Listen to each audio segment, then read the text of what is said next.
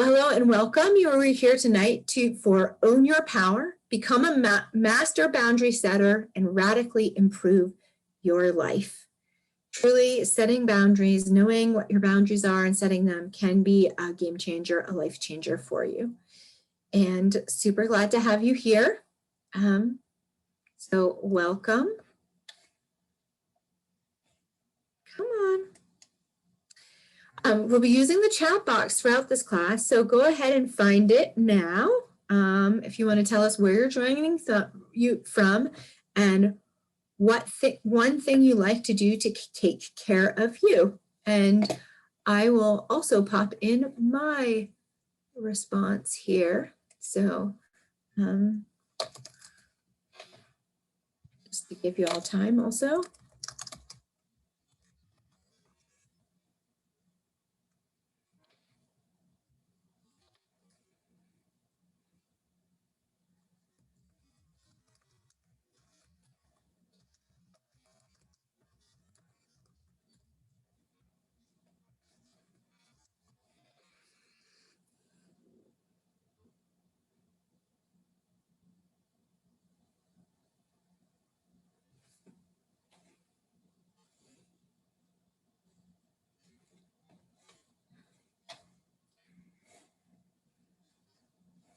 Who am I? Well, my name is Alana, which rhymes with Nirvana, and I'm a recovered people pleaser, having poor boundaries, overgiving, overextending myself. I'm the author of the book, Finding Your Own Happy, The Soul Searcher's Guide to Peace and Happiness in Everyday Life.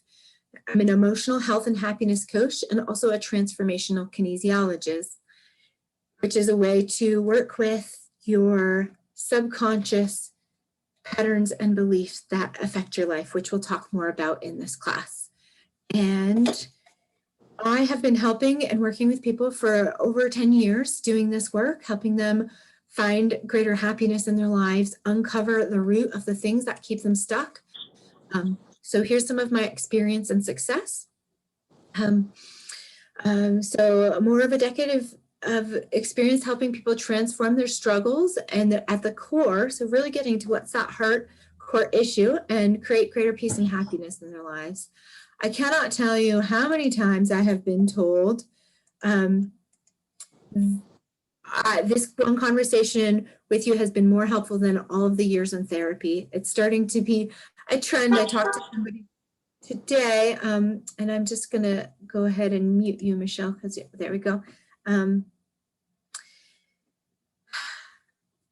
I repeatedly get told that this one conversation has been more helpful than all of my years of therapy, or I get to the heart of the thing that someone's struggling with very quickly in the matter of a session or two, not months or years. And then also I have my own personal experience overcoming not only people pleasing and learning how to have boundaries and reclaim my own power, but also decades of struggling with my mental health and with depression and really a lot of stuff that I didn't know what was going on for me, how to change it, and was able to come out of this place of feeling like I really struggled a lot in my life with feeling happy, with feeling like I could function like I belonged on planet Earth, and being able to overcome it and now helping other people do the same thing. So here's some of the things that people have been saying recently about working with me. Lisa recently had a session with me around these issues of boundary setting, of giving up your power. And she said, whoa, did I learn a lot. She really helped me gain confidence and learn that it's okay to say no without explaining yourself. She gave me some tools to use in everyday life, help me find my self-worth. And so in one session, it was amazing to watch her go from just really not having a lot of self-confidence at all to being like, you know what, I matter and my life matters and I'm going to stick up for myself and I'm going to stand up for myself. I'm going to say no. I'm going to have boundaries. And just to see the look in her eyes, see how she changed in the matter of just that couple conversations was really phenomenal. And then Jenny, again, she said, the days after we met, I felt so light and genuinely happy and mostly wanted to quit therapy and just work with you. Now, I'm not a therapist. I'm a coach, which is a little bit different, but I am able to help people really get to the heart of whatever's going on for them and shift it in a short amount of time. And yes, often you leave a session feeling light, feeling like you have really let go of something, you shifted something, and having more sense of ease in your life. And then Ruth Ann, who was a long-term client of mine, said, I am a highly sensitive person / empath, and this work has basically saved my life. For the first time, my world makes sense. So if you're struggling with any sort of confusion, or you're empathic and sensitive and you pull in a lot of other energies that aren't you or yours, this work might do something powerful for you. It might help you understand yourself in a whole different way. It might help you make your world make sense. So that is some of the possibility here as well. So let's move on to the next piece. You're in the right class if any of the following are true for you. So number one, you find it hard to say no, even though not saying no is often at your own expense. Number two, you constantly feel drained, exhausted from showing up for other people. So do you overextend yourself, overgive? Are you a rescuer, a people pleaser, a caretaker? Just really giving more of yourself than you really have, essentially. Does pitting your own needs first or saying no to someone who is struggling, no matter the cost to you, leave you with feeling incredible feelings of guilt or selfishness or wrongness, and just like really hard just to say no, even if it costs you? Do you say yes even when it isn't good for you or what you really want? You know, you'd rather stay home and read that book, but somebody really needs you, so you're going to say yes, even though that's not at all what you wanted to do and not what all you had planned for the evening. Do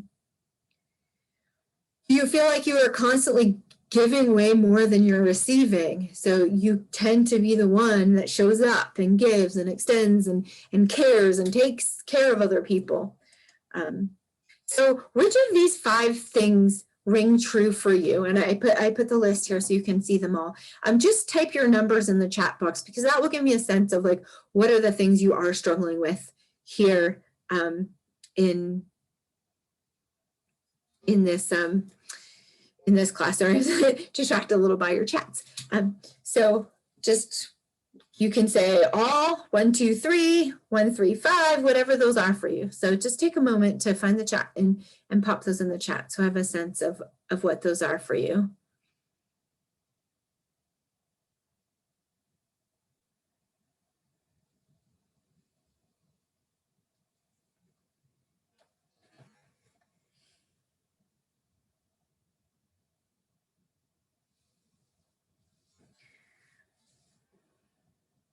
So mostly 5. We have a mostly 5. Yep, give way more than you receive.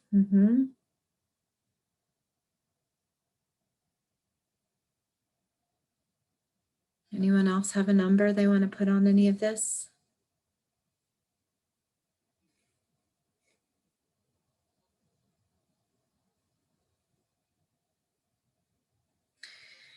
So, okay, so some of them are historical. Yep, that's a great reference point to know that, yes, I used to do a lot of those. I've moved out of it, but I still, there's still 1 or 2 that I struggle with.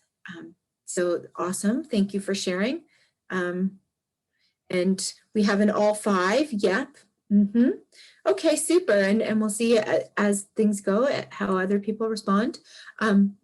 So what are we covering in this class? We're going to identify exact ways you give your power away so you can recognize and stop the patterns before they start, because part of that breaking the pattern is to see it.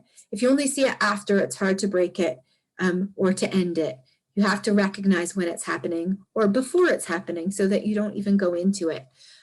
Know what it takes to truly break the cycle and finally be free. So maybe for some of you have moved in a direction of getting better at saying no, perhaps, or maybe you know what you should do, or you know that you are doing things that cost yourself, but it still feels so darn hard to make those changes, or so darn hard to say no, or to put yourself first, or whatever those things are, even though you know what you should do. So we'll talk about a little bit why that cycle is so hard.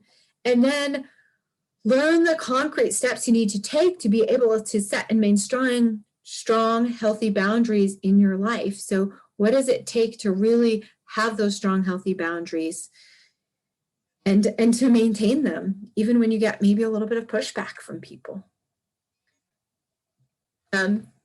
So in what ways do you see yourself giving your power away?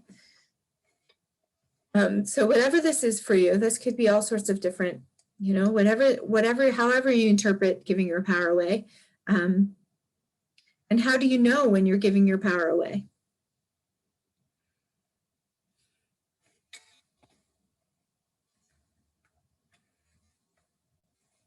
Oops, somehow I clicked on something that said, okay, there we go.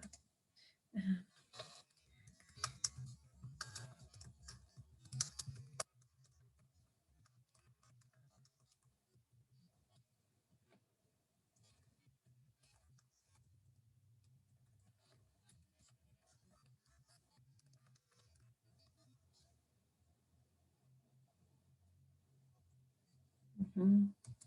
Yep, so giving in when it isn't what I want, absolutely. Going against my own sense of things to make someone else happy. When I start feeling bad about myself.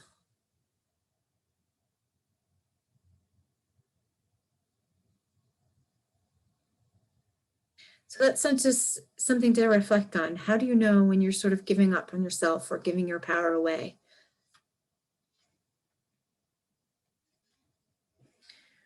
What are healthy boundaries? What does having healthy boundaries mean to you? So take a moment to write your reflections or think about what is, this is a class about boundaries. So what are boundaries? What does it mean to have healthy boundaries?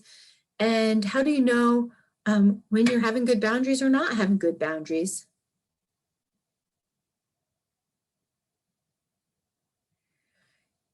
Okay, classic. Here's another classic one. I seem to have much more consideration for those around me than many of them have for me. Yes, I can definitely raise my hand to that and say that has been really true for me as well. And sometimes painfully true, right? That you consider and care for everybody else way more than they do for you.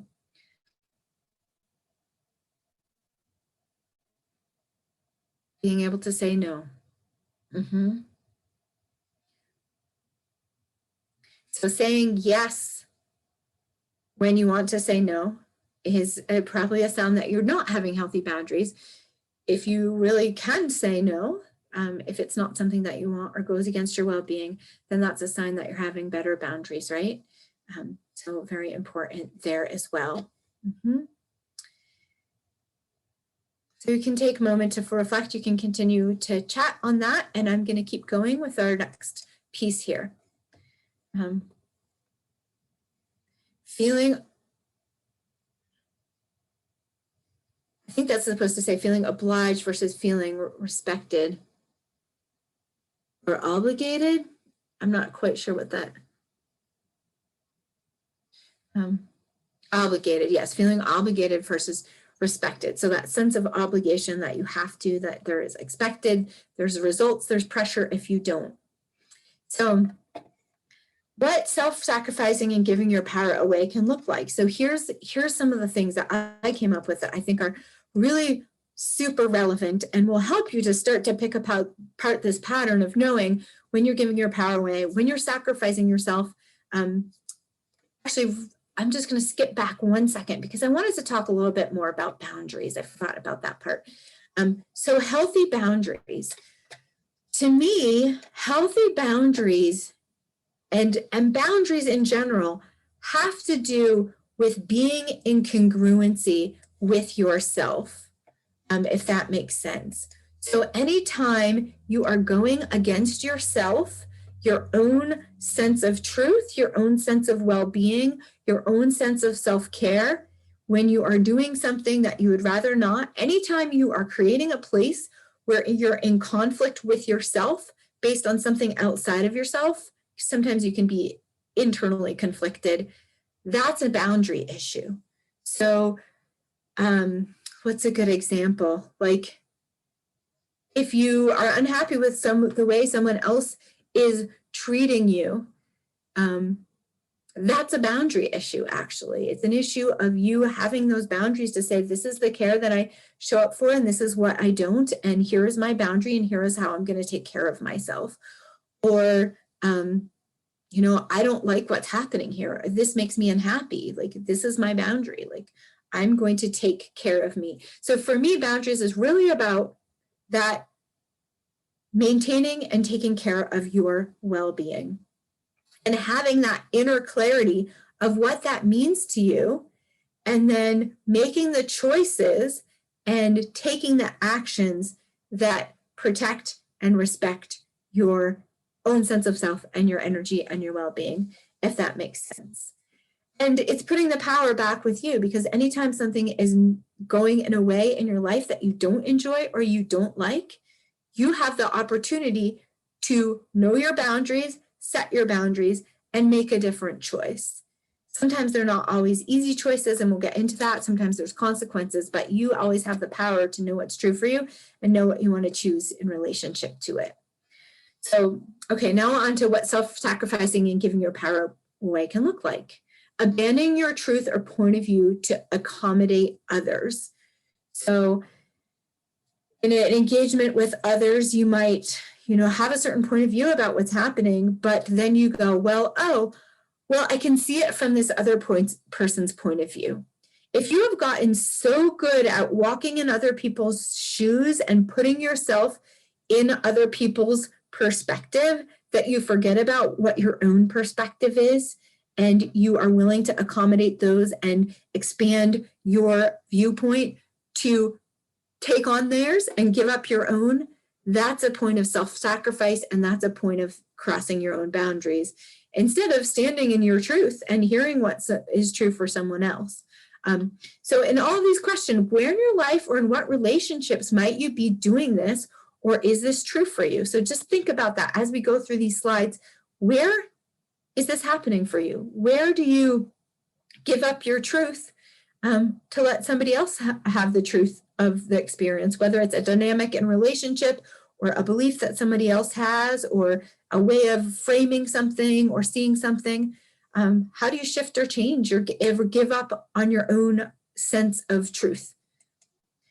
Agreeing with other people to be liked or have their approval. So again, where and in what relationships do you do this, just to go along with, somebody's, maybe they don't like a certain movie, and okay, you want to be liked, so you're like, oh yeah, maybe you hated the movie, but I'm just pulling these examples out of the air, but so maybe you just say, okay, yeah, or maybe it's something a little more serious about a point of view they have or a belief that they have, and so you want them to like you, so you go ahead and you agree with them. Saying yes when you want to say no. We talked about this a little bit already, but where in your life are you saying yes when you want to say no?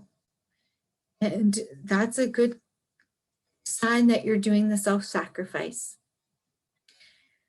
Rescuing, caretaking, saving, and overhelping of other people.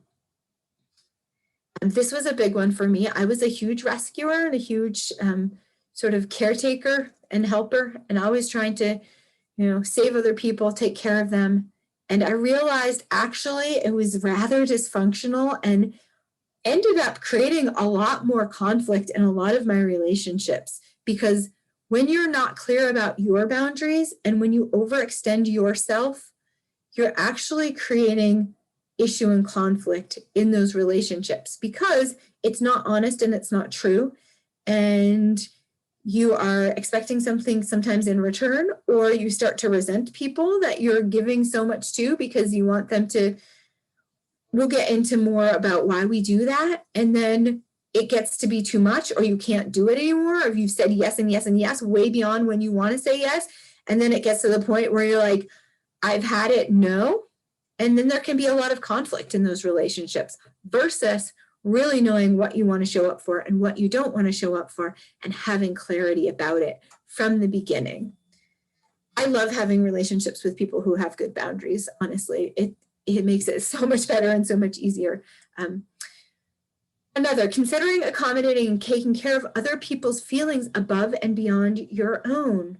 So do you back down on something that you said to someone because they don't like it or they are upset by it and you don't want them to be upset, so you take it back, or you kind of explain yourself, or you let your own feeling about a situation go in order to take care of somebody else's feeling. If you're upset about something, but someone seems more upset, then you're going to just say, okay, well, my feelings aren't that big a deal about the situation.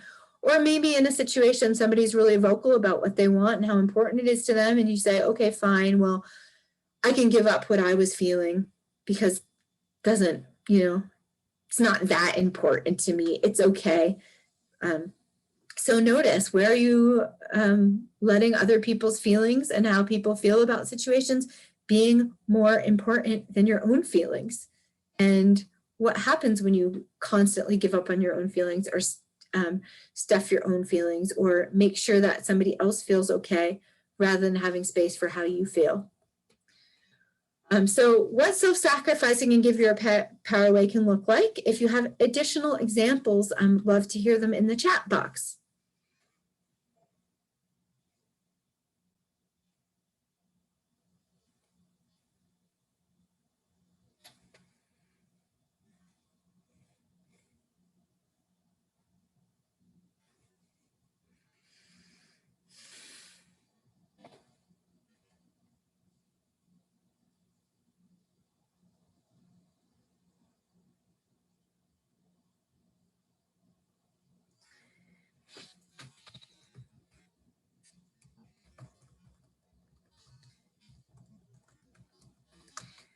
One that is coming up for me that maybe you've heard of is, so there's often in a traumatic situation, you've probably heard of fight, flight, or freeze is a response to sort of threat or danger.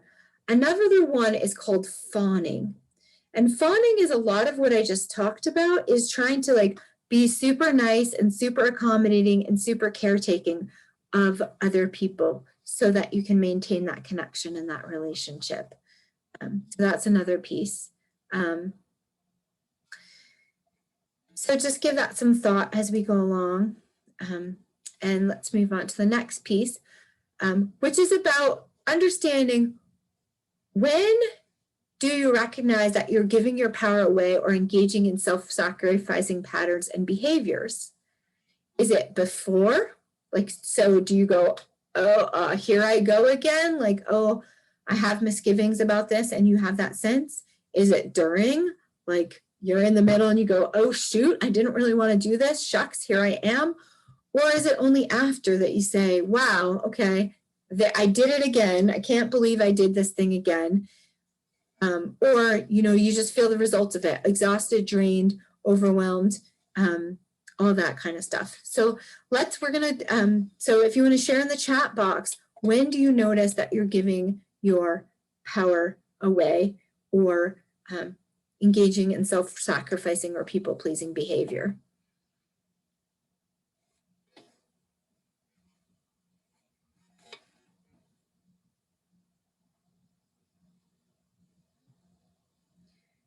Okay, yep. I don't know why my chat just got super large. Okay, there we go. So one of our participants shared that one of the ways that she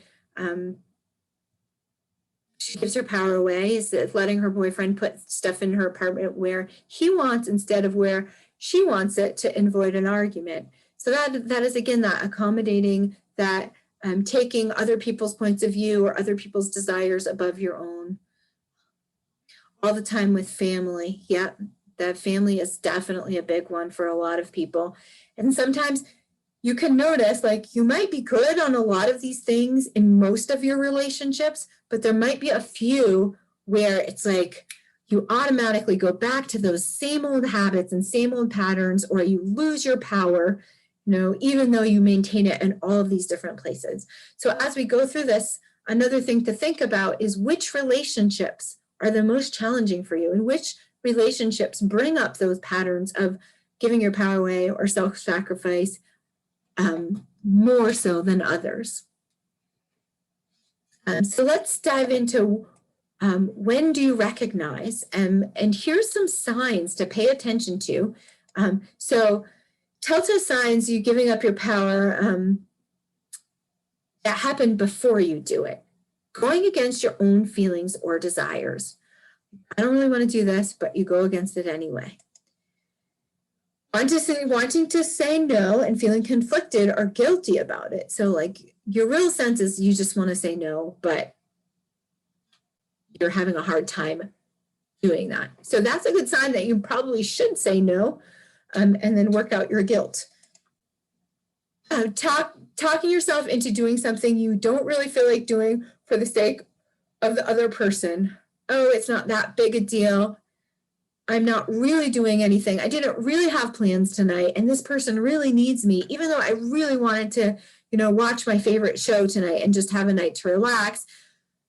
Okay, fine. I can give up my plans to be there for someone else. So that would be an example of that. Convincing, arguing, etc., with yourself or another person, like, oh, it's not that big a deal. You should just get over it. Just go do it.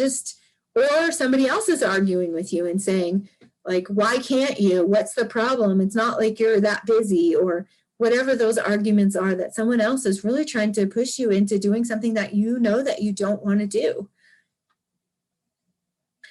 Before, having doubts, fears, anxieties, or significant misgivings about what you're about to do. So that anxiety, that fear, that like unrest, discomfort, that's a sign that you're about to sacrifice yourself in some way, that you're going against yourself in some way. My perspective on feelings is that feelings are indicators of needs. And if we start to pay attention to what our feelings are showing us, they can give us a lot of really valuable information about ourselves and about our lives, including on this self-sacrificing, giving your power away kind of experience. So what are some additional signs that you might notice that come up before you start giving your power away?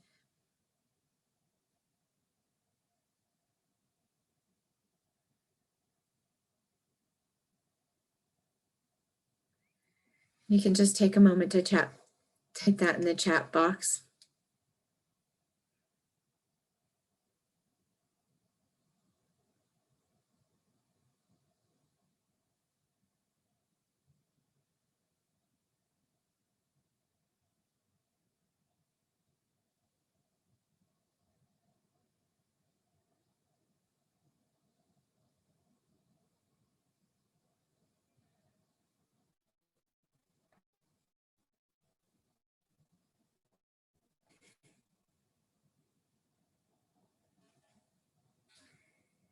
And I'll let you do that when we talk about some of the during. So during, you've already begun the process. You've already stepped into doing whatever you're going to do.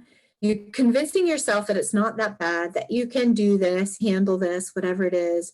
Okay, it's not really that big a deal. It's going to be okay. You're doing all the giving and there's no back and forth or balance, and it's habitually that way. So maybe with certain people, agonizing. Okay, so before, let's just pop up here again. Agonizing over what I think will happen, right? Like that's that little bit of that arguing with yourself, but and analyzing and like, oh my gosh, what if I do? What if I don't? What am I going to do? There's not a sense of ease.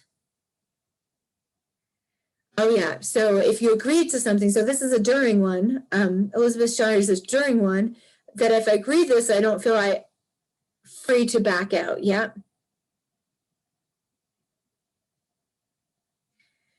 So, and I will make excuses rather than do what they want, but upset with myself for not speaking my truth.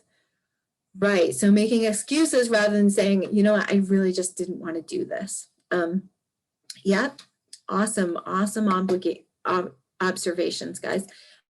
So during also, you secretly wish you could find a way to get out of it, escape, or leave. I can't tell you how true this, as I think back, how true this has been for me when I just did it. I was somewhere that I didn't want to be. And honestly, like, I think that I got to the point in my life where I didn't know how to say no, and I didn't know how to have those boundaries, that, like, I think there were times and places where I felt suicidal because I didn't want to be there and I wanted to escape and I saw no way out. So that's really the extreme desire to escape whatever's going on for you, whatever's not working for you, can be to the level of feeling suicidal in your life. Doesn't have to be that extreme, but definitely can be. And you feel annoyed, frustrated, irritable, angry, mad, depressed, or maybe even resentful. Like, ugh, don't really want to be doing this right now. I just love this picture because I feel like definitely have, like, whatever face she's making, I feel like I have made that same face and felt that same way. So it's like you do it, but you do it begrudgingly and not happily. You're not enjoying yourself, feeling happy, or having fun. So it's like, it's a chore. There's little true sense of fulfillment or satisfaction in what you're doing. So you have said yes, you're helping other people, but it's a chore. Absolutely. And not fun for you, right? So we already had some of you share some of the stuff that is during around that. And I just want to say, if you have more reflections, please add. But if you think about this, like, it's so convincing to think that you're helping people and you're doing right by them. But if you think about it for a second, if you're on the receiving end of all of that, all of the during, if you're receiving from someone who is actually not wanting to be there, is feeling unhappy about it, is feeling kind of resentful that they didn't speak up for themselves or have good boundaries, how fun is it to actually have them do something for you? Or have you ever had somebody, do something for you in your life that they kind of resent and like do it begrudgingly? Would you rather they just not do it? I mean, sometimes I really would. So that's something to think about as well. So here's some signs that you overextended yourself, you people pleased, you went through those processes, you sacrificed yourself. Feelings of exhaustion. Now, there can be other reasons for feelings of exhaustion, but oftentimes it's because you did something that really drained your energy and didn't give you energy and sacrificed some part of yourself. Emotional drain. So do you feel emotionally drained, like it had a high emotional cost to you? Resentment, anger, frustration, regret, right? Are you, angry that yet again you showed up for this person who never shows up for you, really, and you extended yourself and it was more than you wanted to give? It can affect your self-esteem and self-confidence and feeling unhappy with your life because you're constantly giving your life energy to things that don't fulfill you and don't feel satisfying for you and don't actually feed you back. And then you feel bad about yourself. And you also feel bad about yourself because you're constantly showing up for other people and it seems like nobody is ever showing up for you. And what gives, right? Definitely has been a feeling that I've had. Which is feeling unappreciated for all you do for other people, right? When you are a giver and other people are takers, they take and take and take, and you give and give and give. And then it's like, it's not fair. And it seems like nobody really cares. So learning to have those healthy boundaries can dynamically shift that experience for you. And I So if you have any other signs of effort after, awesome. Love to hear them. What are some of the other things that are come up after for you?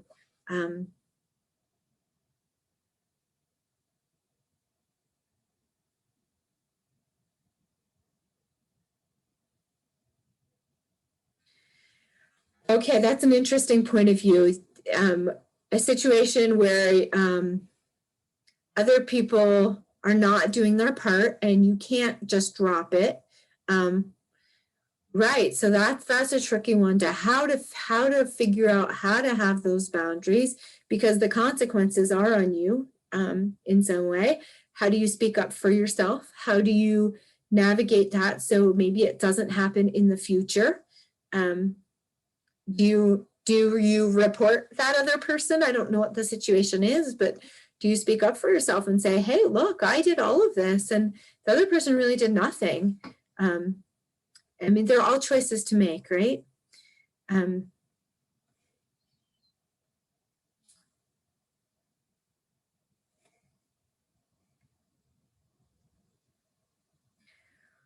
Wondering why I don't count. Yes, so these are some of these deeper pieces.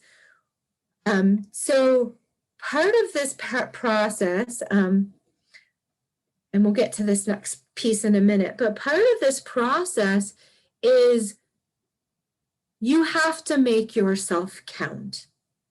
If you are a self-sacrificer, an overextender, an overgiver, you are never going to feel like you matter. You're not going to feel like you count. You're not going to feel like people really care for you. And this is a hard one to get because, yes, you are that caring, loving person. You are that, big-hearted person. But if you keep giving yourself and your life energy and your vitality away to people who don't give it back and don't respect you for it, you are draining yourself. You are emptying your own cup for other people. I tell my clients, don't ever do anything for anyone else, and this might seem extreme, but I think it's important. Don't ever do anything for anyone else that isn't also contributing to your life in some way. Because if you do, you're just destroying yourself in the process.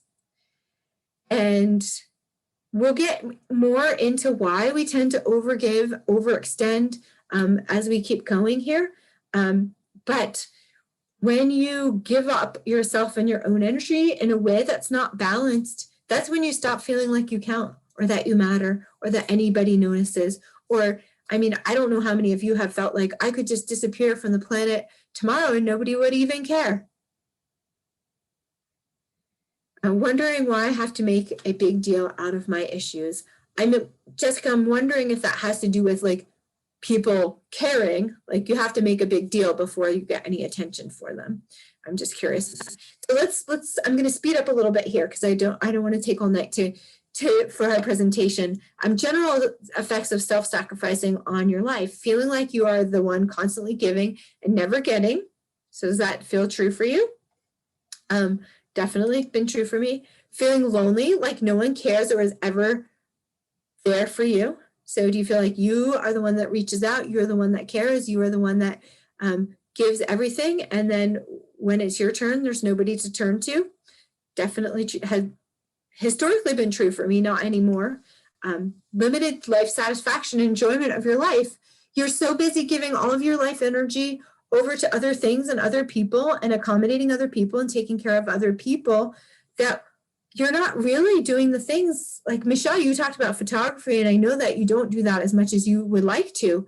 You're not doing the things that really feed your own sense of self-worth, own sense of value, own sense of self-fulfillment. You're so busy accommodating, taking care of, tending to everybody else. Feeling like you lack a meaning and purpose or true fulfillment in your life. Yeah, if you're focused on other people and taking care of other people, how much are you focused on your own goals, your own sense of value and direction in your life, your own sense of what's going to make you happy and fulfilled?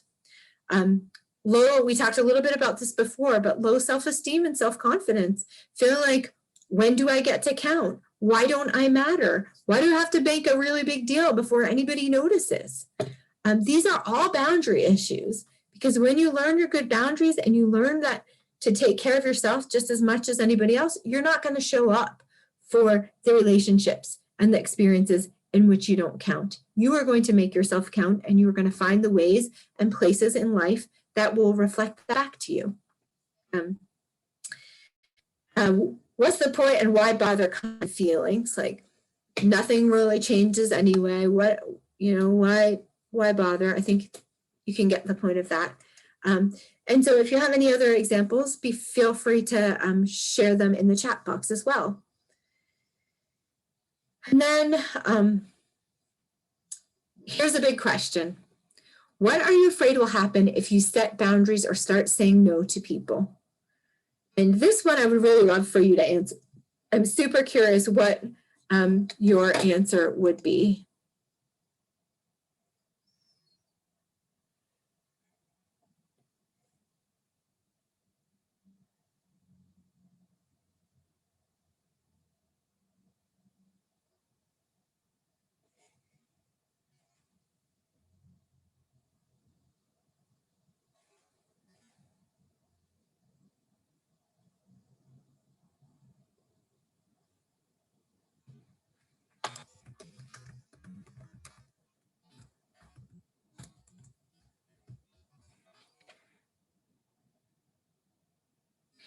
Someone would think I'm uncaring.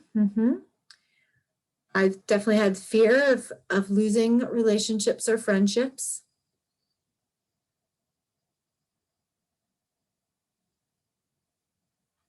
Another one I hear a lot is being selfish, the fear that I'm going to be selfish or that I'm going to be thought of as selfish.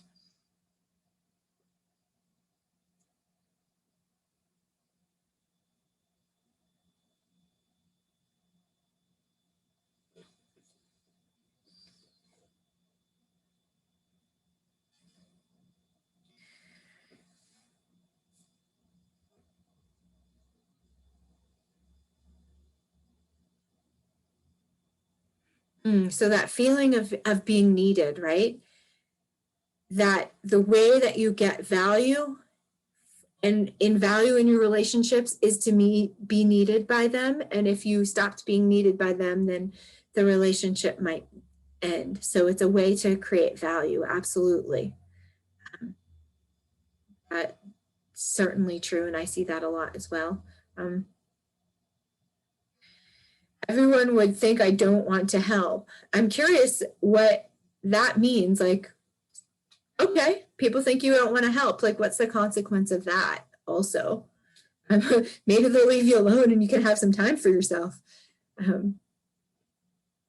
So now let's dive in. So that was the first part of this presentation, was really helping you understand and recognize all of the signs and symptoms that you're self-sacrificing, that you're giving your power away, that you're not really showing up for yourself in your own life, and the cost that it's having on you, essentially. Why are these patterns are still present in your life? Why are they so hard to break and to just choose something different? Here's what I've come up with and that I see in my work. First is that they are deeply subconscious beliefs and patterns you learn for your survival and won't let go of unless you truly have something else to take their place.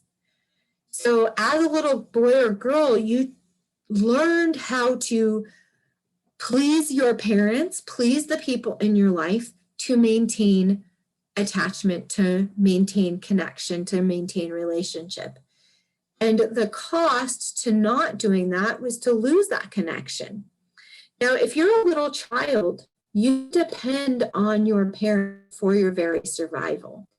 So to go against them or to do something that would create displeasure for them or create disconnection in that relationship can at times feel life-threatening. So as a little kid, you learn this great coping strategy to just be what your parents want you to be, give them what they want or need, and then they won't abandon you. They won't disconnect from you, and you can survive. It was really very brilliant, actually. The only problem is that you carried it over into adulthood when you're no longer actually dependent on other people for your very survival, unless, of course, you're like, invalid or something like that. But so what happens is those patterns get lodged in our subconscious at a deep, deep level, and then we function from those patterns. And I can't tell you how many people I've worked with, even just in the last little while, where when we really get to the heart of this self-sacrificing issue, what it comes down to is that hurt little 3 or 4 or 5-year-old child that is so afraid that they're going to be left, that they're going to be abandoned, that nobody's going to care for them, that they don't matter, and that they're essentially not going to survive. And then when we do the work to take care of that part of yourself that has that fear, it's amazing what can shift and change. So that's number one. Seeking love and approval, both consciously or subconsciously. So that's another big one. Where in your life are you looking for people to like you, to approve of you? Again, it goes back to that sense of attachment. And do you feel like your survival depends on other people liking you or approving of you? And in some places, in some ways, right, like your boss or certain situations, it will be to your advantage for people to like you and to people to approve of you. And can you do that without sacrificing yourself? Can you maintain your own sense of value and your own sense of self and make those choices that maybe help somebody like you or approve of you without sort of compromising your own soul, so to speak? Fear of abandonment and loss of love, right? That if I don't do this thing for you, if I don't show up in this certain way, you're going to abandon me, you're going to leave me, you're not going to be there for me, you're going to let me go. And what the result of that in some way is that we are abandoning ourselves and we are sacrificing ourselves in order to, in attempt to get that love and connection that actually, you can tell me if this feels true for you, but it actually never really materializes, right? You are giving up yourself in a hope that somebody will see you, that they will love you, that they will care for you. And you're afraid that they will abandon you if you don't give them what they want or you don't accommodate them in some way. But it never really results in the sense of love and care that you actually seek and that you actually desire, because you're giving up yourself essentially in order to try to accomplish that. Trying to help and heal other people so they'll finally be available to you. This was something that was probably about, let's see, I think that was 2012. So however many years ago that was, that I really understood for myself how much I was trying to take care of everybody else and help everybody else and be there for other people so that they would finally show up for me, or to have somebody else's back and care about somebody else so much that when I needed somebody, that they would finally care for me. The only problem is it didn't work. And if you've been doing this for a while, you will know yourself that it doesn't really work, because the people who take are going to take, and they're not going to turn around and all of a sudden be they're loving and supporting you. So that's another pattern to really look at. Is that a place in your life where you're helping other people, hoping that it will help them value you, see you, want to be there for you, and finally be available to you? And then this last one, oops, I didn't notice, but I got a second picture. That's funny. Somehow my slide came out a little with there's a cat hiding behind this picture.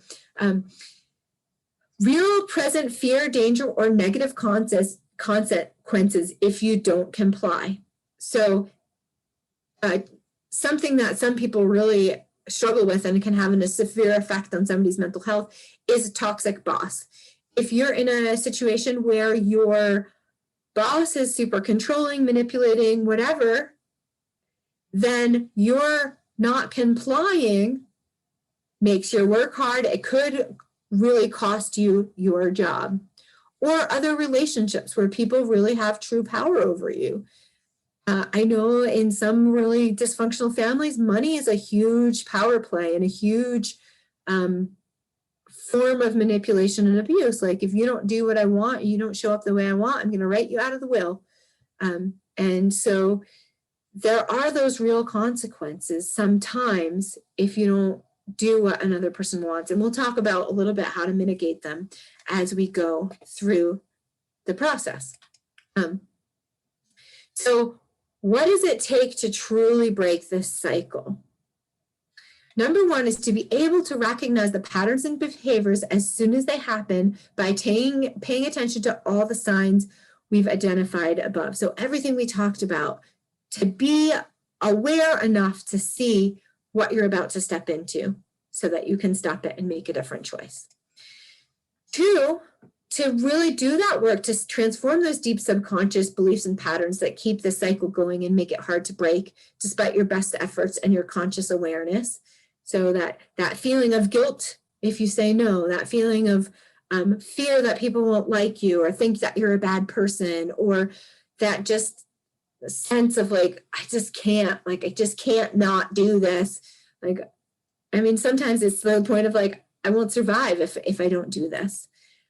Heal the pains and hurts from the past that stimulate your feelings of guilt and discomfort and keep you engaged in these dynamics, even when you know that what you should do. So, you should say no or put your own needs first or anything like that. And when you do the healing work, it should majorly subside. It should be much easier. It's like I was describing to somebody the other day, it's like an iceberg, right? And the behavior, whatever behavior we're doing, that is a people-pleasing behavior, a self-sacrificing behavior, is really just the tip of the iceberg. And most approaches focus on how to change that behavior, how to get you to do it different, how to recognize, how to not, give your power away, et cetera. But really what the bulk of it is below the surface. And when you take care of what's below the surface, then those behaviors, those actions, the ability to say no or to put your own needs first stops becoming such a challenge and such an issue. You can just do it with relative ease rather than this struggle to overcome these negative behaviors, so to speak. Number 4, be willing to consider your feelings equal to everyone else's and not be responsible for other people's feelings if they don't like what you choose. So let somebody else own the problem. This happens a lot when you set a boundary, right? You decide what your boundary is, you say no, and it upsets someone else. And so instead of just letting that person be upset about what you choose, now you're going in and you're trying to take care of the other person's feelings. You're trying to make them feel better. You're trying to smooth it over because letting somebody else be upset with you feels like too much of a consequence. When you can be okay with other people being uncomfortable or being upset with you and not have to take it on, you are going to gain so much of your power back. It's not to say you can care about other people's feelings. You can have compassion and empathy for them, which is very different than taking responsibility for them. Responsibility means that you feel like you have to do something different. You have to make a different choice. You have to make their feelings go away. Instead of just saying, well, I'm really sorry that you're disappointed. And I'm really sorry that you're not getting the support from me that you would like right now. It's just not going to work for me to show up in that way. Or, yeah, it sounds like you're really disappointed. I can understand how that would be really disappointing for you. For example, recognize what your needs, well-being and feelings. Sorry, I read that wrong. Recognize that your needs, well-being, and feelings matter just as much as anybody else's, and get clear on what your boundaries are and what will work for you. So the example I give for this is imagine you're a group of friends and you're all deciding what you want to do or whatever. You're making a choice together. You are an equal member in that circle of friends. And so saying everybody else gets more say than I do is not true, right? You're an equal member of that circle. And what would it take for you to treat yourself as an equal member of that circle, and that your point of view, your interest, your need is equally valuable to anybody else in that circle? So if you're in a situation with real life consequences, work on the strategies to minimize the impact, increase power until you can get out. So whether it's a toxic boss or a living situation or a controlling relationship, it's like, okay, so how do I know, like, what triggers certain patterns or behaviors? What's going to help me navigate those consequences? And how am I going to, if it's really not working for me, how I'm going to start to devise my exit strategy so that I can be in a place of power and doing what's right for me. So that's a lot so far. I'd love to hear any questions or reflections in the chat box, and I'll take a moment to answer them. And if anybody wants to just have a, if you want to pop on live also, I'm happy to just have a little bit of a conversation if you want to ask your question verbally as well. So just take a moment to share what's coming up, what questions, thoughts you have about any of this so far. And if you want to say something, just go ahead and unmute yourself and you can talk.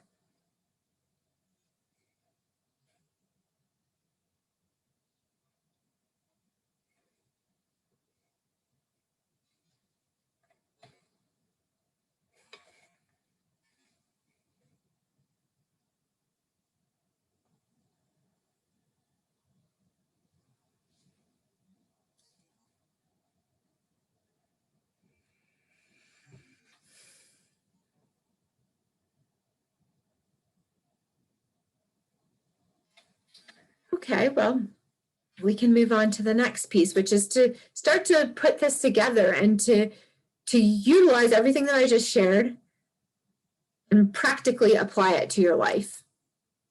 Okay, so this is where you're really going to want to do some writing and reflecting.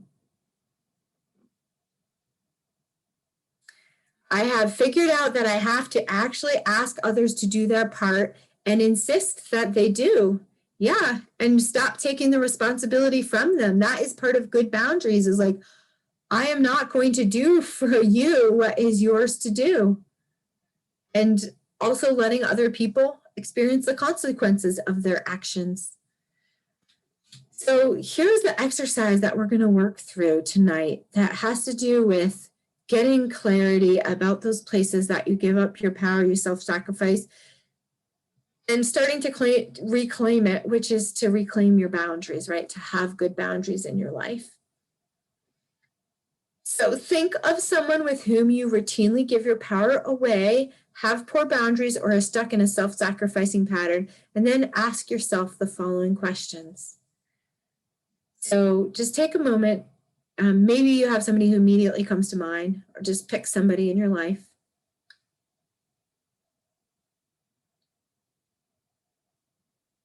Or maybe it's a kind of, if you don't have one person, maybe it's a kind of relationship. So for me, what pops up, the thing that I think is still a little bit my Achilles heel, is romantic relationship. Or maybe for you, it's a person in a position of power, or a work-related situation, or your children, or maybe it's particular people, and see what comes up for you. And then let's dive into the actual exercise.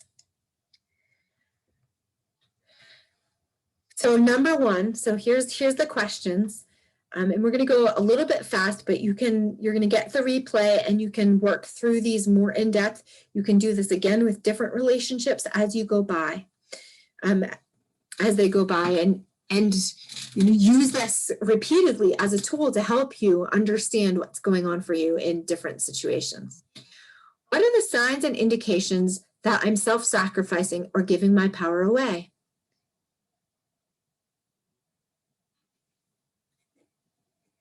So in this particular relationship, what are those? I'm going to share a few things. You're welcome to share in the chat box as well.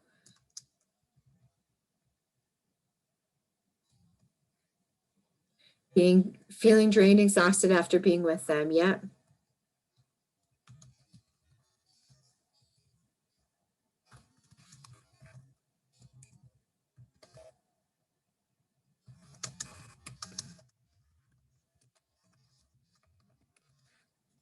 So one that I'm sharing here is sense of misgivings, uncertainties,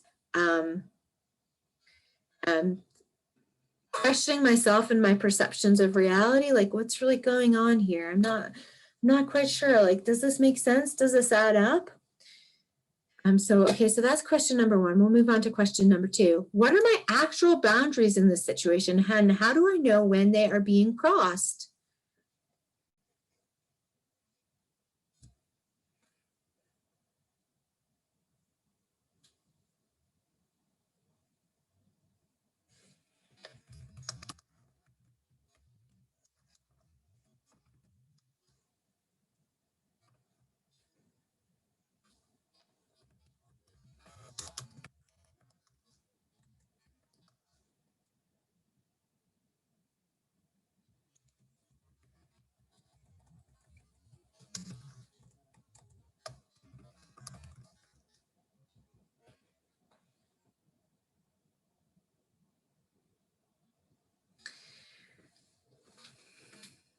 Feeling the relieved when they're gone. Yep. Okay.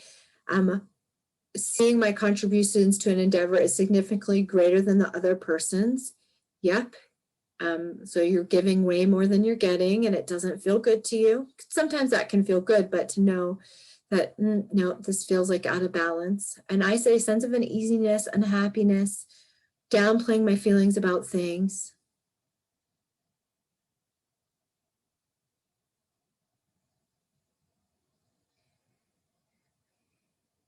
Unbalanced, yep. All great reflections. So let's go on to question number three.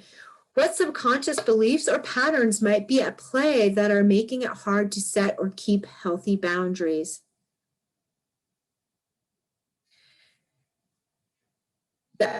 Great, Elizabeth. Elizabeth has a great boundary. She was talking about her work situation. My boundary is that I expect equal or close to equal contribution. Yeah, that this is my expectation. And if I'm not getting it, I'm going to adjust accordingly. But that's my expectation and that's my boundary. And I'm not willing to participate in something that isn't that. Because it's at expense to myself. It's a self-sacrifice. So what subconscious beliefs or patterns might be at play that are making it hard to set or keep healthy boundaries? So this might be a little bit more subtle, but I'd love to hear what you have to say.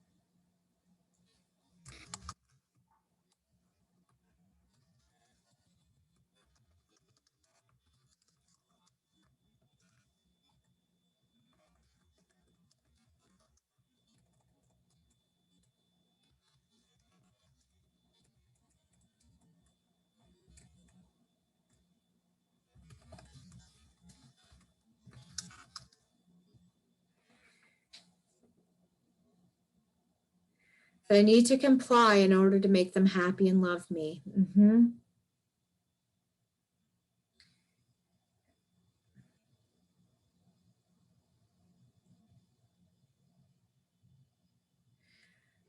And my thoughts, opinions, and feelings don't matter. I said something similar. If I speak up for myself and my needs, people will leave me.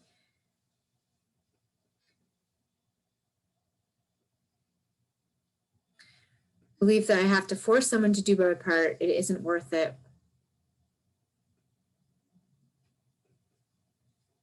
what quality will I get if I have to force the issue, right? So that is a tricky piece. And in a work situation, it can be hard to be able to say, you're just going to walk away or you're not going to participate. And the things, the one that I put is my needs. If I speak up for myself and my needs, people will leave me.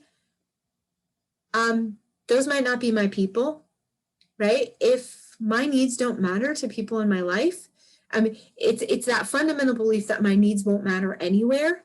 And instead of saying, okay, this person can't meet my needs, can't show up for me, but my needs still matter. And I'm going to go find the people in my life that are willing to show up for me when I have needs. So that really that core belief is that my needs will never matter to anybody and there will never be anybody to show up for me because otherwise, what's the big deal? Okay, so those are some of the subconscious patterns, right, that keep us stuck and keep us going back and keep us accommodating rather than saying, you know what, I do matter, my needs matter, who I am matters, my thoughts, opinions, and feelings do matter, and if they don't matter to this person, well, let me go find somebody else that they do matter to because I know that they matter. What healing work might I need to do to be able to truly break this pattern? So can you recognize any places that you need healing around this?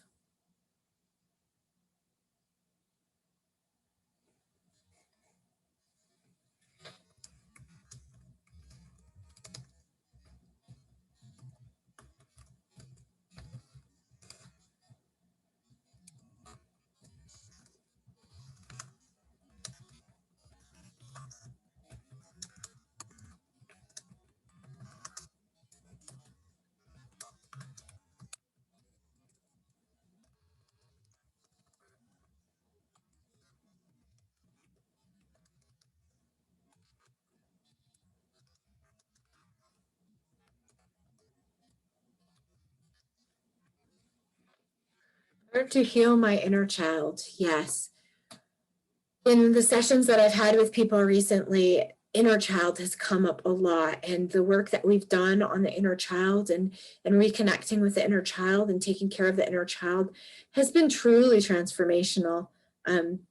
You'll get a quote from somebody at the end of this call who that was a big piece of her work, and her doing that piece like really changed so much for her. So absolutely. Where, when, how am I taking responsibility for other people's feelings?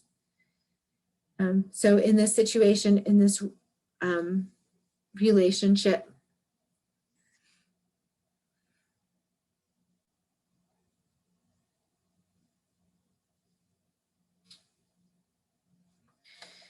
Maya would say, when they don't validate mine or my experience.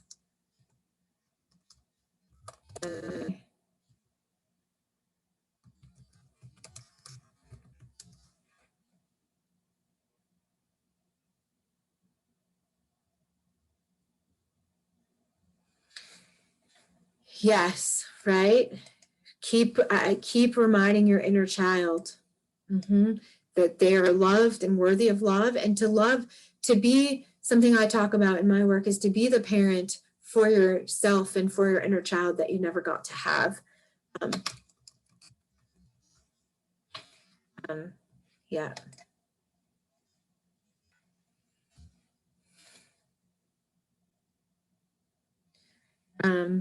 Okay, what are the real life consequences of stopping this pattern or saying no?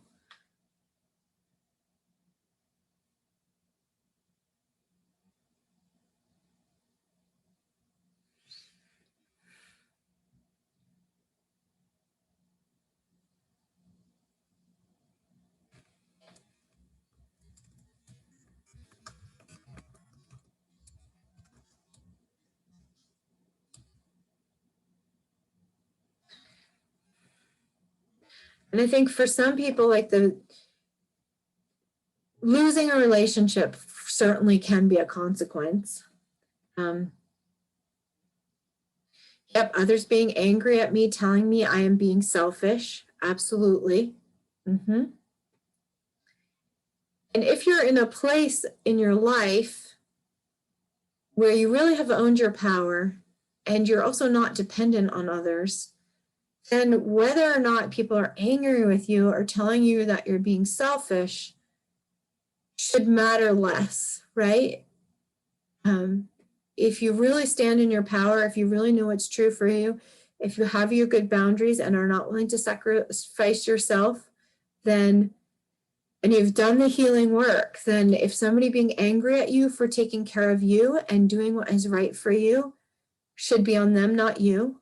And their judgment that you're being selfish, maybe you don't want that person in your life. If you showing up for you and taking care of yourself means that other people judge you as being selfish, then there's something out of balance, and maybe it's time to have new people and new friends in your life. And I know not for everyone, there are relationships that are very complex and very intertwined, and we are dependent on people in various different ways, so it gets much more complicated. But how do you free yourself from what other people think of you and not care if somebody else thinks you're selfish when you're doing what's right for you?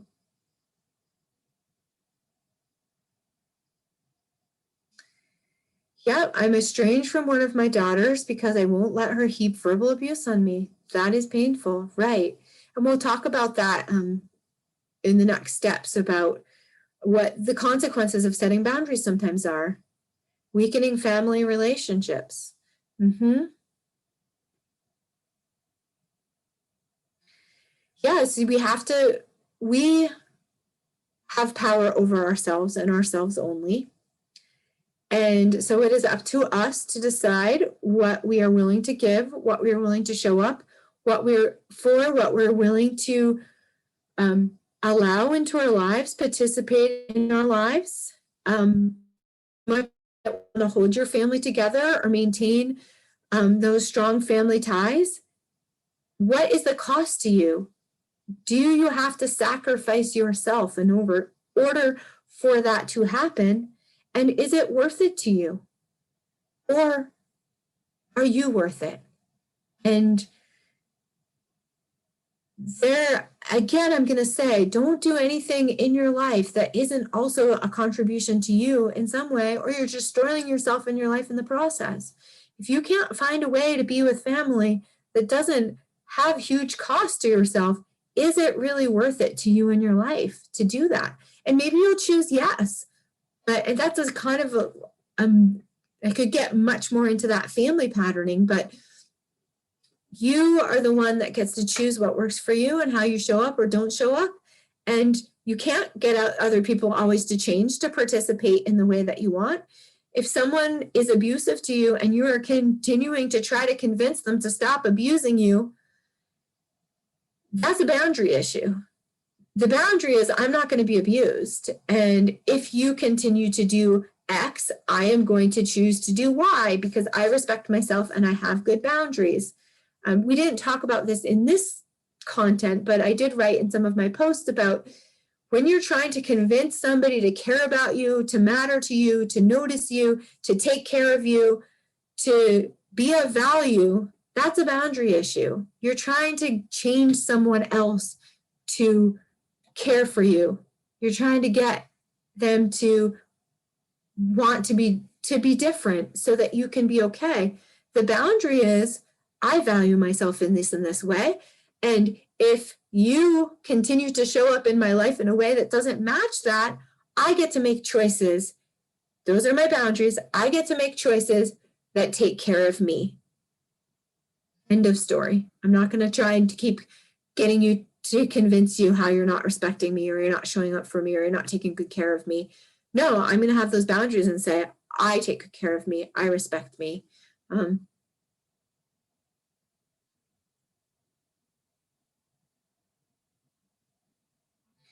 Yeah, sometimes. So Elizabeth is talking about there's nothing that she can do, and she's had to block every means of communication to make this stop.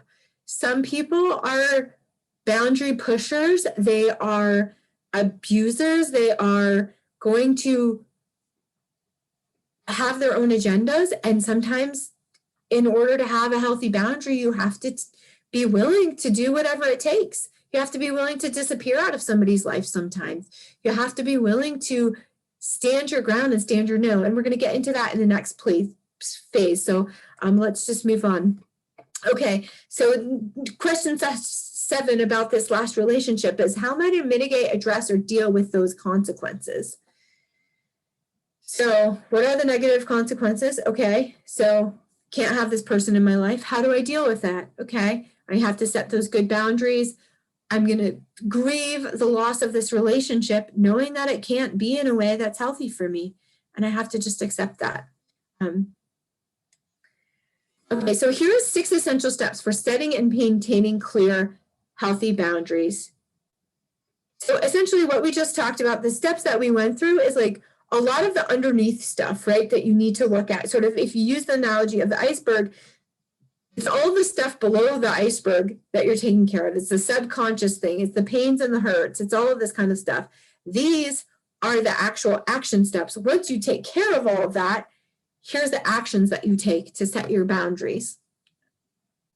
Know your boundaries and your truth clearly. What are they? Get rooted in your own truth about what things are, how things are, so that you know that. No, this is not okay for me. This feels like abuse. This does not feel good for me. This is my truth. And these are my boundaries about it, around it. And here's why. And really root yourself in that. Don't need to explain or justify your choices. Every time you have to, if you give an explanation or a reasoning, it can be argued with, right? You owe no one an explanation for doing what works for you. You can say, because I don't feel like it, because it's what I need to do for myself. You can apologize if it is inconvenient to somebody else, but say, I really just can't make it. It's not going to work for me to make it tonight. I'm really sorry. You can, if you want to, say, what can I do to make it up to you later? But this is just not going to work. If you tell them like, oh, I have this and this and this going on, and then there's this hook to argue with you, to debate it with you. You don't need to give an explanation. When you give an explanation, it's room for that conflict and that argument. Release your responsibility for other people's feelings or reactions to your boundaries. So if you set a boundary and somebody's upset with you, calls you mean or selfish, give it back to them. Don't take it on. This is what you need to do for you, for your healthy relationship, for taking care of you. And we'll get back to the pushback in a minute, but that's on them, not on you. Just let it go. Blow it away like a dandelion. 4, when you get pushback, which you often will, remember what your boundaries are and why you set them, and stay connected and rooted in your own truth. Like, I'm setting this boundary because every time I am with this person, it drains my energy and it exhausts me and I can't do that anymore. Or I start feeling crazy and question my sanity. Whatever those things are, know why you set these boundaries and why they're important to you. And know also boundaries are fluid and they can change from moment to moment, from day to day. But if you stay connected to what's true for you and what feels good for you, you can stay connected to what your boundaries are and what you desire in your life. If you get pushback, call for support, validation, reassurance, or backup if you need it. So if someone starts to question your boundaries or call you selfish or make you feel bad about yourself, go to somebody you trust. Tell them what's happening.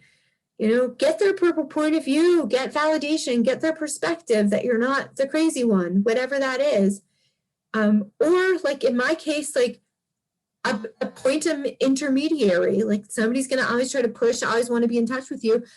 I chose somebody to be a gatekeeper in a boundary that I set.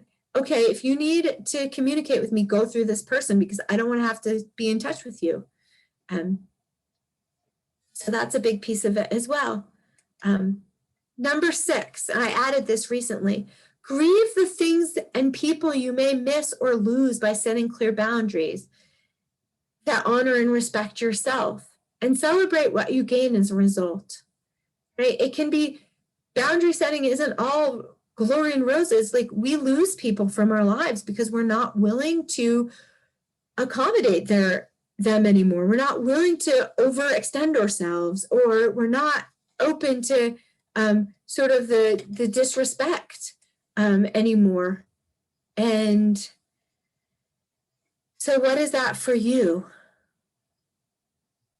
And then 6, so these are the 6 steps that we just looked over. Know your boundaries and your truth. Don't need to explain or justify your choices. Release your responsibility for other people's feelings. Stay rooted and grounded in your own truth. Call support or backup if you need it. And grieve the things and people you lose and celebrate what you gain. So I'm just curious, which of these feel like the hardest pieces for you? If you want to type in the chat box.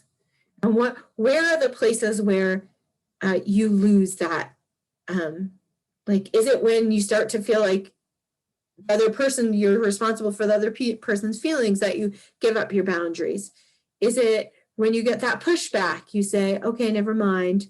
Or it's like you miss something about that relationship, so you're willing to give up yourself to go back and have what you wanted back. You know, it's 1, 2, and Melissa says 1, 2, and 3. Yeah. So this is something to look at, to know, again, this is all points of awareness, to know those places where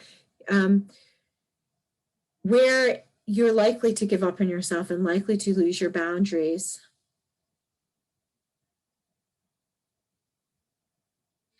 Yeah, sometimes it's hard to explain refrain from explaining.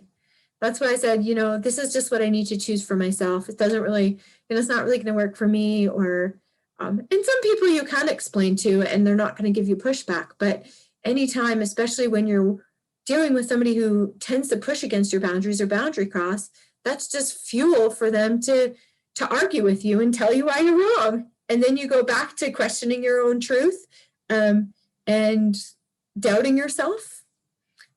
Great.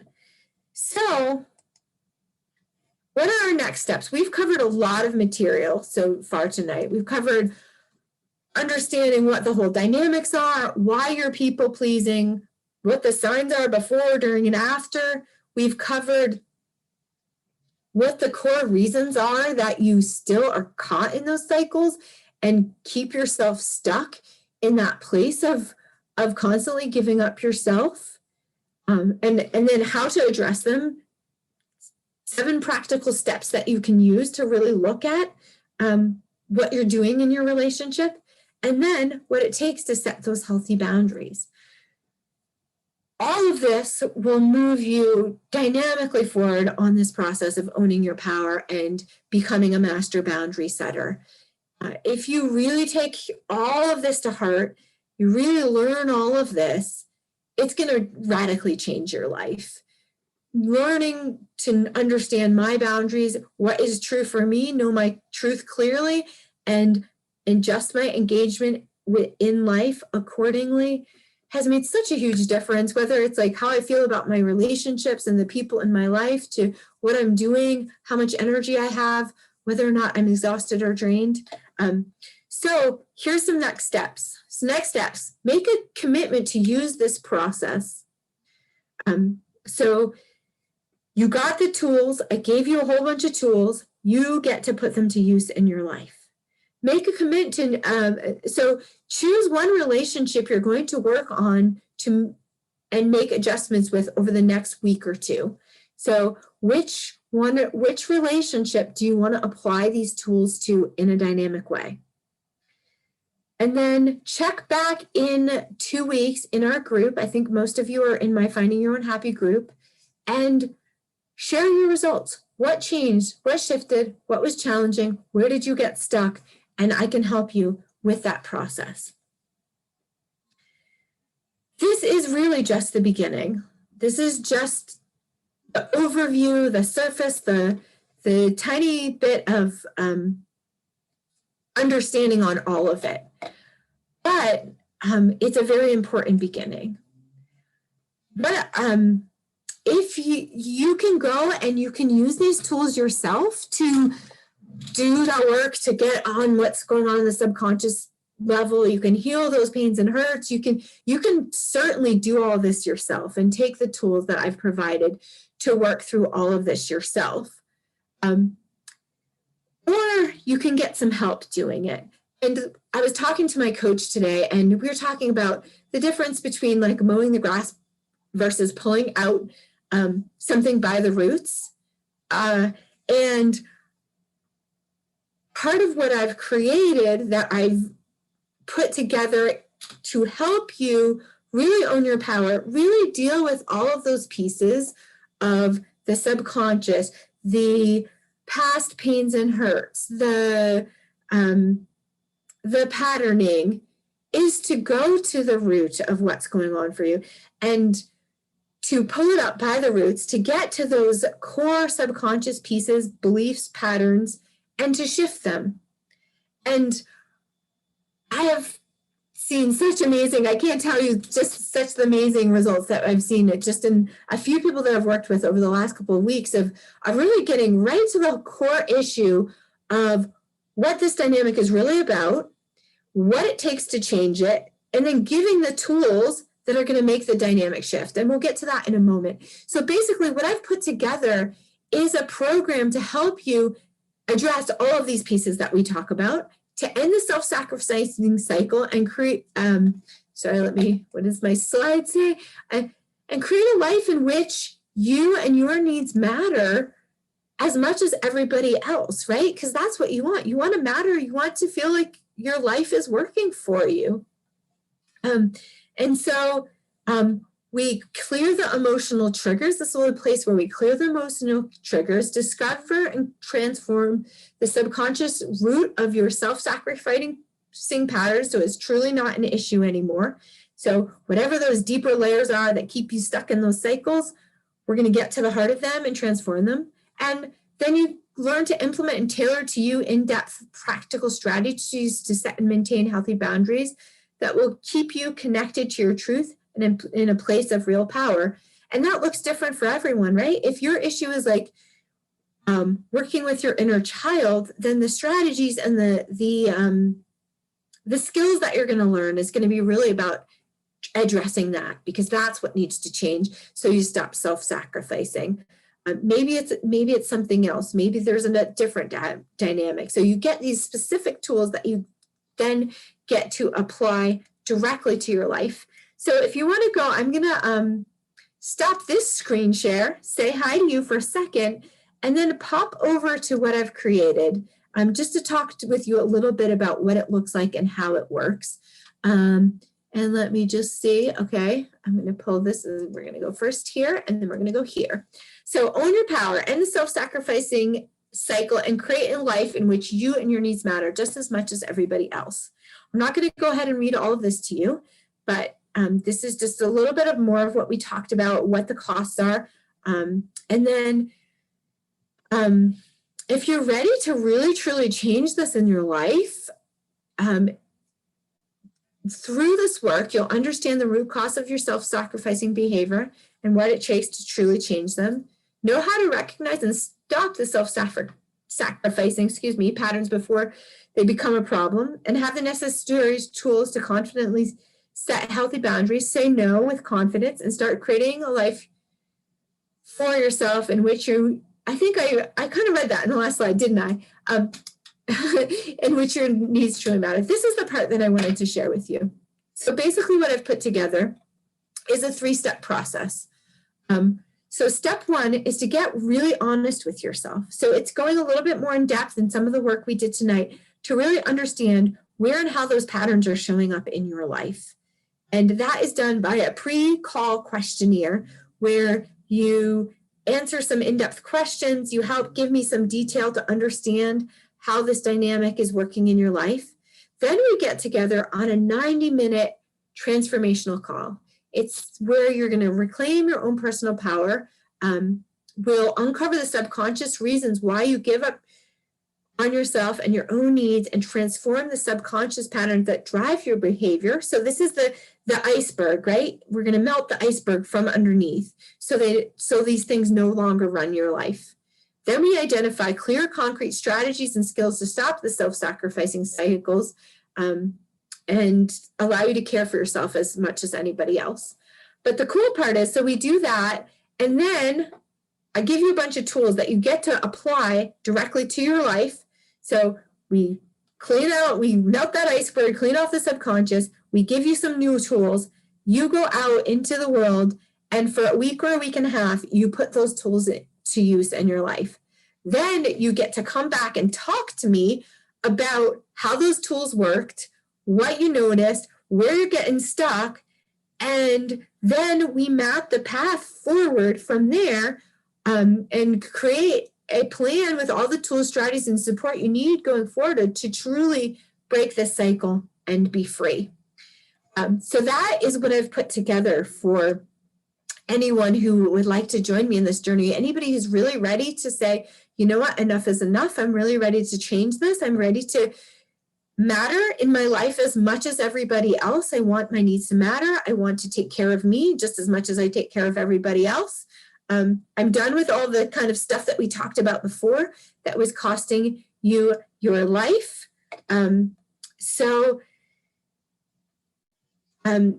That's at healingmindsandhearts.com/power. If you want to go ahead and sign up, you can go right to that page.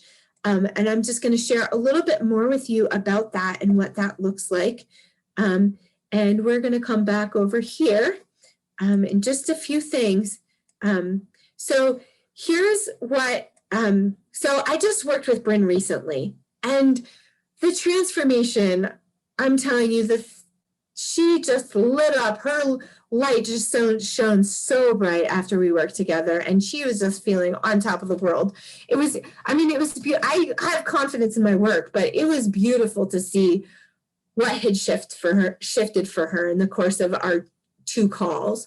So she says, when I met Alana, all I could think was, why would someone care? I have way too many things going on. Nothing can help. But in less than 2 hours, the core of my life changed. Now I laugh more than I cry, smile more than I frown. I got more out of that 1.5 hours with her than 5 years of individual therapy.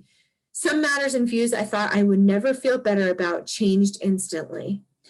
So, I mean, I get emotional just thinking about it because I see, like, she's a beautiful light, and I just see how much was lifted from her world and transformed from her world that she now feels confident and empowered to go forward. And that's in the course of, a 90-minute call and a 30-minute call.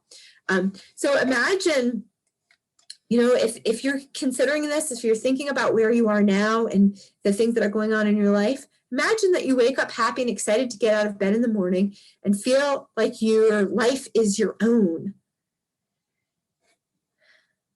So I invite you, as we're going through this next piece, go ahead and close your eyes and just feel into and imagine into this as your possible reality. What would this be like for you? How would your life change if this was really your truth and really the way that your life went? And then imagine you never say yes to anything unless it also benefits your own life in some way. And you don't even feel guilty about it. You just have those clear boundaries. You know when you want to say yes. You know when you want to say no. You do it with ease. You do it with grace. Not a big deal. Imagine life just keeps getting better and easier for you. There are people in your life that genuinely care for you and would gladly be there for you if you ever need it. So that sense of feeling supported, that you matter, that people care about you. Imagine you feel good, happy, and excited about the things you are doing with your life. You feel confident in yourself, and you're too busy enjoying being you to think about whether or not people care. Your life is good. You enjoy your life. Imagine it's no longer hard to say no. In fact, it even feels fun for you. Now you can do it quite easily and gracefully without any sense of guilt. Imagine the freedom to live your life for you and choose what you want to do or not do, and how you wish to be or not be in the world. It feels like such amazing freedom. Like your life is your own. Michelle, who was actually on this call tonight but popped off, said, if you haven't set up your call with Alana, I highly recommend it. I've spent my entire life as a people pleaser and caregiver. I was anxious and depressed all the time. It was a vicious cycle. Alana has helped me make some huge changes in my life, and I cannot thank her enough. So my question to you is, what is it worth to you? And two, one, give up all of the struggle that you've been going that we've talked about in the whole first part of this program, and all of those habits, all of the exhaustion, the emotional overwhelm, the drain, the constant feeling like you don't matter, whatever those pieces are, and to gain the image that we just painted. What else in your life would change if you were really able to change this pattern in this cycle for yourself? So just give that a little thought. Just check in with yourself. Like, what would my life be like if I really got to the heart of this? If I was really able to change this pattern at the core and at the heart, so it wasn't an issue for me in the way that it now is. How would my life be different if I were willing to do that and willing to choose that?